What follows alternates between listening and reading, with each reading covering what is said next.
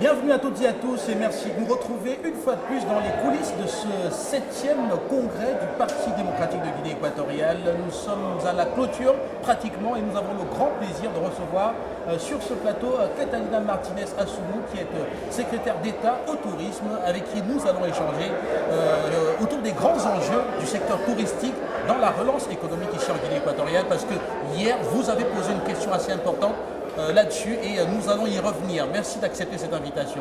Merci à vous. Merci beaucoup.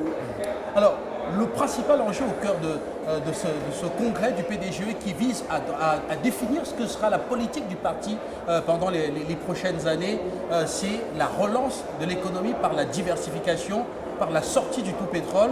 Et hier, vous avez tenu à insister que le secteur touristique aujourd'hui, de par son potentiel infrastructurel également, de par son potentiel naturel, représente un atout majeur sur lequel il faudrait s'appuyer justement pour diversifier cette économie équato-guinéenne.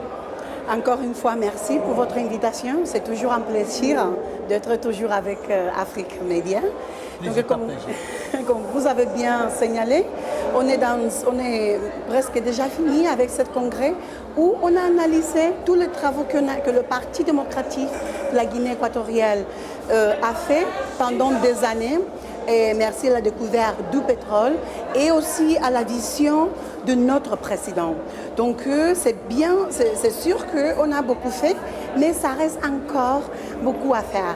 Donc on a dédié ce congrès et avec tous les dirigeants du pays, avec tous les responsables du pays, le responsable du parti, pour prendre nous en charge le futur. L'avenir de notre pays. On a déjà beaucoup fait au niveau de la santé, on a identifié, on a vu, on apprécie qu'on a beaucoup fait au niveau de l'éducation, au niveau social, au niveau productif, au niveau de le tourisme, mais on a pris le temps pour voir qu'est-ce qu'on peut améliorer. Qu'est-ce qu'on peut améliorer et surtout avec le parti, le PDG, le parti de la Guinée équatoriale, avec notre leader Obiangema Mbazoro. Donc comme vous avez déjà remarqué, dans le panel de la diversification économique et productive, encore une fois, le tourisme a un grand potentiel. Pas seulement le tourisme, l'agriculture, la pêche, les mines et le tourisme. Donc c'est là que j'ai dû intervenir pour préciser et donner encore deux observations que va nous aider pour devenir une destination en paix, santé et naturelle. Alors, naturel surtout parce que vous tenez à dire, vous l'avez dit d'ailleurs il y a de cela un peu plus d'un an maintenant, vous l'avez dit dans un documentaire réalisé justement par les équipes de la télévision panafricaine que les touristes aujourd'hui au niveau mondial ne voyagent pas uniquement en quête d'infrastructures, mais voyagent surtout en quête de dépaysement, de découverte, et le potentiel écotouristique de la Guinée équatoriale est un atout majeur. Aujourd'hui, quelles sont les mesures après ce Covid-19 qui est passé que vous impulsez ou alors que vous souhaitez qu'elles soient impulsées pour permettre que ce potentiel naturel puisse apporter des rentrées en devises à la Guinée équatoriale? Le Covid, c'est un problème mondial. Et donc, le Covid-19 avec le tourisme a débilité l'industrie du tourisme. Parce que toutes les mesures, les mesures contre le Covid a limité le déplacement, le voyage de tourisme, le voyage de loisirs, le voyage de business, les événements, même les distanciements pour aller au restaurant, pour les hôtels. Donc vraiment maintenant, et nous on a appris que les habitudes des tourismes sont changées. C'est-à-dire que maintenant on doit construire la confiance dans les destinations touristiques et comment on doit construire cette confiance avec une destination avec la santé, une destination qui peut garantir toutes les mesures du Covid, c'est une destination touristique. C'est-à-dire qu'on a déjà fait, le pays a fait la vaccine il y a un grand nombre de populations qui s'est vaccinée. Au secteur touristique, les hôtels, les employés des hôtels, ils sont vaccinés. Aussi, tous les hôtels privés et publics, ils sont en train d'implémenter tous les mesures pour le nettoyage de chambres, pour les services au restaurant, pour la disponibilité de l'hôtel. Donc, tout le système de désinfection et aussi de sensibilisation où les employés ou équipes humaines de restaurants, de bars, des hôtels sont instruits et on veut avancer. Maintenant, on attend que toutes les dispositions que les autres pays sont en train de mettre en place, d'accord, nous aussi on va l'adapter pour pouvoir soyez la bienvenue les touristes internationaux en Guinée équatoriale parce que maintenant les Guinéens, le tourisme local, le tourisme national, interne de notre pays, de l'île à la région continentale, on le fait avec de garanties, avec une liberté, les libertés que le Covid, avec ces dispositions, nous permet. Donc, et dans cet agenda, quand on a déjà mis en place tout ça que c'est nécessaire, que le Covid nous demande, on dit on doit ajouter quelque chose encore. Parce qu'on a déjà les infrastructures, on a déjà une nature, on est béni pour la nature, on est béni pour la mer qu'on a, mais on doit encore faire un effort pour ouvrir le pays, recevoir les touristes, recevoir les investisseurs, recevoir les événements, recevoir tout le monde qui aimerait faire la découverte de la Guinée équatoriale. Nous, avec le PDG, c'est ça qu'on a garanti, un pays fort, un pays jeune, qui a la joie de discerner le futur de son pays, parce que le présent qu'on a aujourd'hui, c'est aussi nous on était les architectes de notre présent. Donc on doit continuer à être les architectes de notre futur, avec la garantie du PDG, avec la garantie, la vision de notre président, qui nous permet de vivre en paix, en harmonie, en la cohésion de notre peuple. Merci à vous.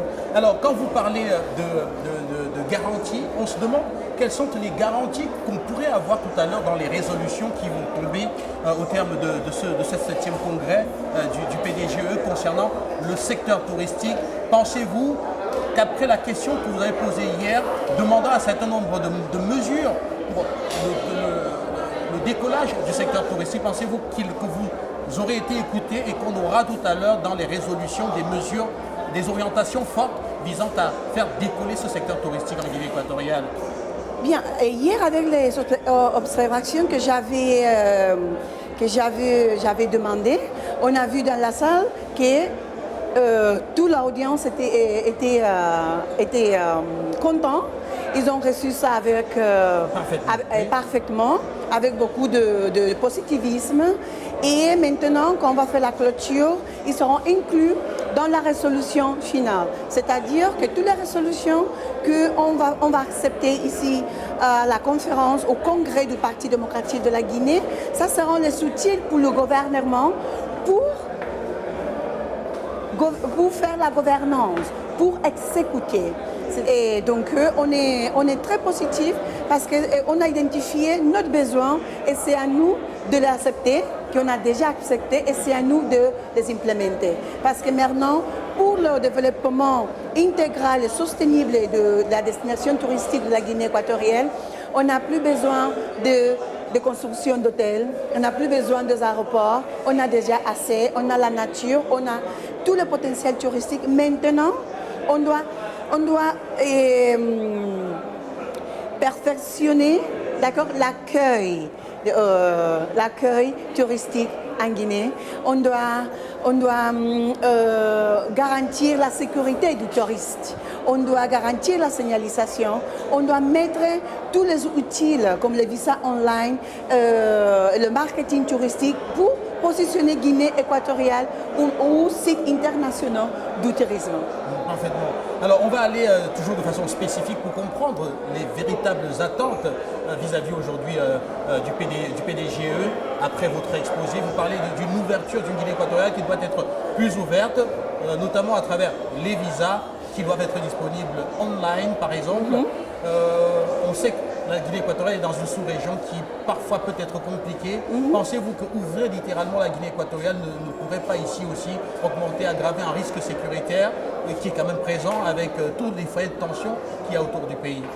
Il y a beaucoup de manières d'ouvrir un pays. On n'est pas le premier à le faire. On ne sera pas le dernier. Donc il y a toujours des mécanismes pour faire une ouverture progressive pour les priorités que nous, on a identifiées. C'est-à-dire, comme vous savez, la Guinée équatoriale, ce n'est pas un pays grand, d'extension et même pas de population. Donc, on a besoin de population. Et c'est le tourisme qui peut nous donner ça pour attirer des investisseurs, pour créer l'emploi, pour le branding du pays, pour impulser, activer l'économie bleue, l'économie verte, pour développer le tourisme de qualité, pas de quantité, on parle de l'écotourisme. On parle d'une visibilité positive, une image positive. On parle d'une destination parfaite pour les congressuels parce qu'on a toutes les infrastructures. Et vous avez vu qu'on tous les ports de la Guinée, c'était toujours ouvert pour héberger les grands événements de l'Afrique, pour l'Afrique en Guinée équatoriale. Donc, comme je viens de dire, on n'est pas le premier, on n'est pas le dernier. Bien sûr, comme on a identifié notre priorité, mais on doit ouvrir un peu plus le pays pour garantir une diversification économique soutenable. En tout cas, on sait qu'on peut compter sur le secteur touristique. Bien sûr. On a entendu votre détermination à faire de ce secteur un des leviers justement de la relance de la croissance ici en Guinée équatoriale. On ne peut que vous souhaiter bonne chance, mais on ne saurait sortir sans une petite remarque. Dans le secteur de la formation, on remarque aussi que ça avance très très rapidement. 2 ans plus tôt, nous étions ici en Guinée équatoriale. L'accueil n'était pas le même qu'aujourd'hui. On a l'impression que ça avance très très très très vite. On a des jeunes qui sont formés dans des centres d'application qui existent pratiquement dans tous les grands hôtels du pays. Et on voit comment est-ce que cette jeunesse aujourd'hui pousse. D'ailleurs, même dans les couloirs de ce congrès, on voit comment ces jeunes-là sont accueillants et donnent un service de qualité et ils sont équato-guinéens. J'apprécie, je vous remercie que vous appréciez le changement parce qu'on est un pays très jeune et on apprend toujours. Et donc, on doit reconnaître qu'on a beaucoup fait, mais on doit encore avancer. Donc, on apprend toujours de nos défauts et on s'assoit pour améliorer. Donc, et j'espère que la prochaine fois, quand vous allez venir encore en Guinée équatoriale, le visa online sera déjà implémenté et des autres innovations que vous pourrez remarquer. Parfaitement. Des innovations d'ailleurs que vous portiez déjà avant le Covid. Le Covid a un peu ralenti le processus. Vous y êtes à nouveau. On vous souhaite bon vent. Merci beaucoup. Merci encore. Toujours. Merci Afrique Média. Merci à vous. Merci aux téléspectateurs de la télévision panafricaine. C'était donc là Catalina Martinez Assoumou, qui est secrétaire d'État au tourisme en Guinée équatoriale et qui nous a retrouvés dans ses coulisses du 7e congrès du Parti démocratique de Guinée équatoriale. On se retrouve très très vite.